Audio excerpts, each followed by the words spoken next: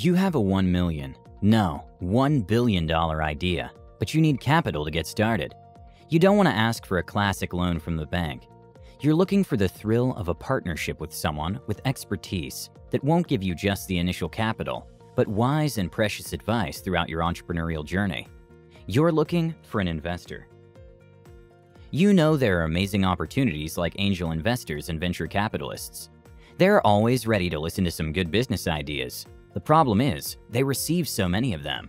So, how do you stand out? Well, in this video, we'll show you the 9 steps to create a compelling pitch that investors will absolutely love. Stick around to learn more, and be sure to watch the entire video because there's a bonus waiting for you. We put this tip at the end so you can use it as an extension and apply it to the 9 points in this list. Enjoy the video. Pick up the right product and believe in it. Lee LaLoca, one of the automobile executives at Ford, was responsible for the development of the Ford Mustang. He was a great executive and product developer. He also said, when the product is right, you don't have to be a great marketer. That's easy to picture, but committing and constantly believing in your idea is another story. Edison failed 1,034 experiments before inventing the light bulb. 3 rockets of Elon Musk's SpaceX exploded before the first success. Colonel Sanders' recipe was rejected 1,009 times before he sold it. What do they all have in common? The right product and a strong belief in it. They kept committing to their idea, using failures to study what to fix. Keep this in mind, and it will reflect on the way you pitch your idea to other people. Now that you're ready to start, here's your second step. Grab the investor's attention. It only takes investors 15 seconds to figure out if your idea is worth it or not. Now, it's important to understand that the first sentences you say play a big role here. In the worst-case scenario, investors will pay more attention to why you're acting so weird, instead of listening to what you have to say. I know this sounds like a nice theory, but how do you put it into practice? Well, with something called the icebreaker. Imagine you're in the street. Suddenly, someone approaches you saying, "Hey man, can I show you something? I can do a triple backflip. I swear, you'll be amazed by what you'll see. Give me 5 seconds of your time and you'll see that I'm right." In this scenario, the dude might have freaked you out a little, and you called the police. However, imagine encountering another man. He says, "Hey, let me show you something." At that moment, he performs a perfect and elegant triple backflip, landing in total harmony on the ground. At this point, you're probably blown away, and you're more open to talking. This is what it's called a dramatic presentation. That's the best way to grab instant attention and interest from your investors. Many of the marketers simply tell how good they are, why they're the best, or how their competitors sucks. I'm not saying you should perform a triple backflip in the conference room. That would be quite awkward. But bringing data, statistics, and showing astonishing successes that you've gained with your idea is the best way to start. If a photo is worth 1,000 words, a video is worth 1,000,000 images. Use videos and engaging presentation for your pitch. Google Slides is a great tool you can use. If you sell a product, be sure to have a prototype with you. And remember, don't simply make your investors do a tour and show all the little benefits. Put it in their hands, and if it's valuable, the product will sell itself. Remember what we've said earlier? When the product is right, you don't have to be a great marketer. 1. Start with a problem. We could stay here for hours talking about the different strategies you could use to sell your idea, but it would all be useless if you don't remember this thing. People buy something to solve a problem. Point out immediately what problems your idea solves and who the intended user is. If it doesn't solve any, well, that's a great problem. Let's say you're launching your business that sells light blue glasses, the ones that protect you from computer screens. That's actually something that solves an existing problem, and it'll be more relevant in the future. You could start your pitch with something like this. Do you know that since the lockdown started, half of Americans are said to have spent more time in front of screens? And 38% of them have also declared that their sight has worsened. This problem is set to rise, since smart working has become a new reality for many people. In the long run, they could have permanent sight problems, but not with these glasses. Notice how you don't hesitate to underline the pain point of your target. The pain point is simply the problem of your niche.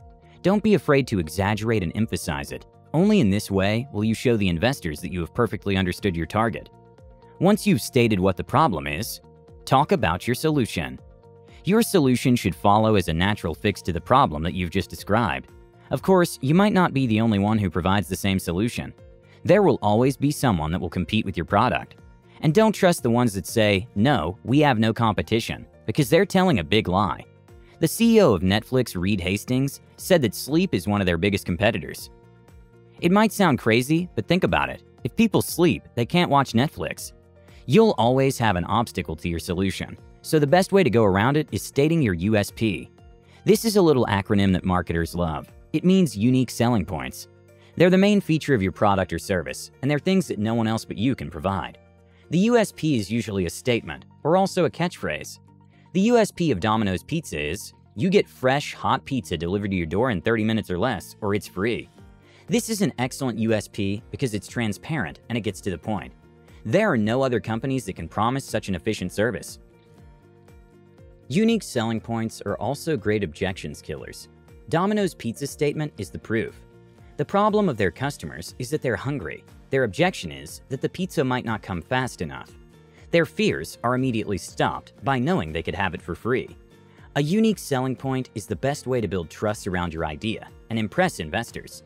However, new startups don't have the resources for a big USP. But worry not, here's the solution for you. What's the story of your company? We all love a good story, and we become very attached to them.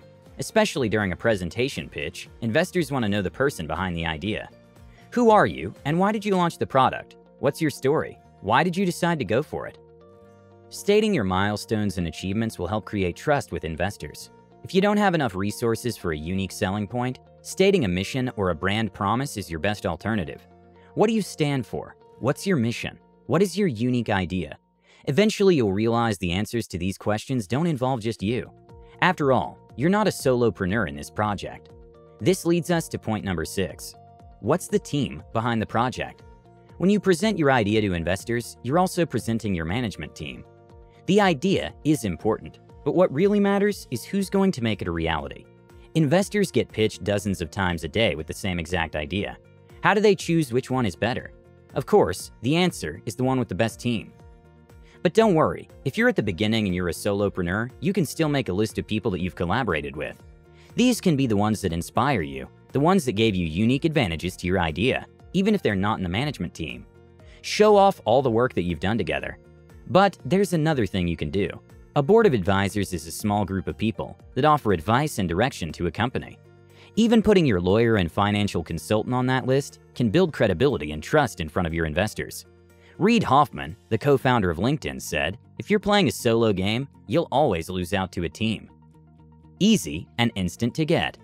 Does your idea overcome the grandmother challenge? Yes, it's exactly as it sounds.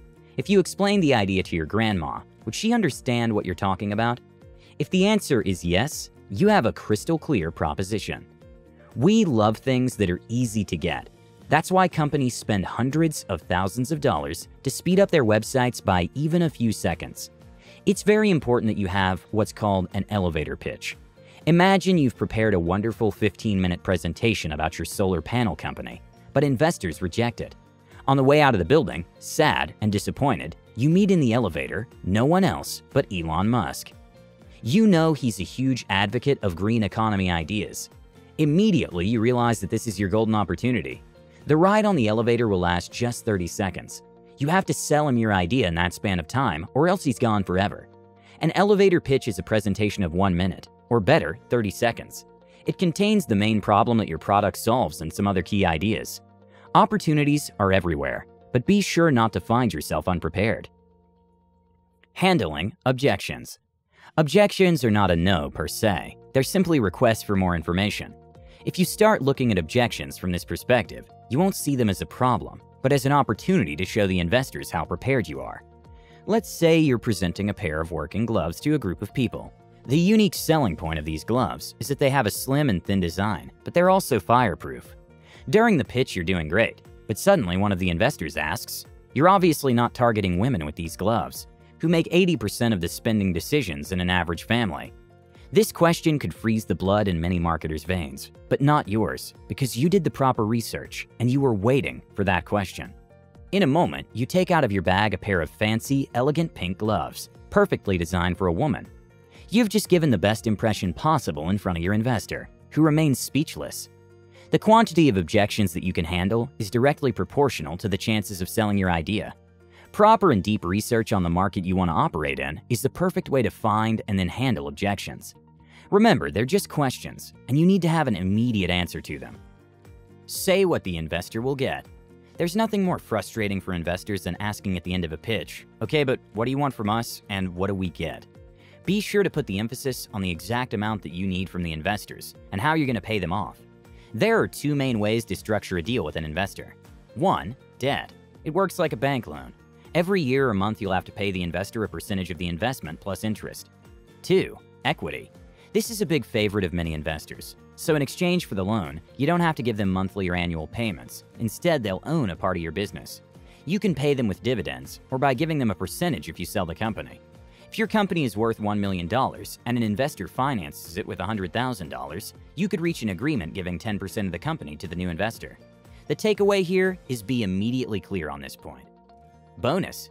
Great. If you're at this point, it means that you have an entrepreneurial spirit and you're looking for ways to get your idea off the ground. You deserve this bonus tip. Notice that you can apply it to any of the 9 points that we've just listed in this video. The tip is, ask questions a lot. Do you know how the average pitch ends? The entrepreneur finishes his presentation. He turns to the table with the investors and then says, "Is there any questions?" Well, I'm happy he's excited about taking questions, but it should work the other way around. Remember what we said about objections? Asking questions is the best way to find out what investors are not so sure about your project. Start from there and build your road to their commitment. So, what do you think about this list? What's your favorite point? And what question would you add to it to make a bulletproof step in your business pitch? I'd love to know what you have to say. With that said, have a great day, you guys, and I'll see you all in the next one.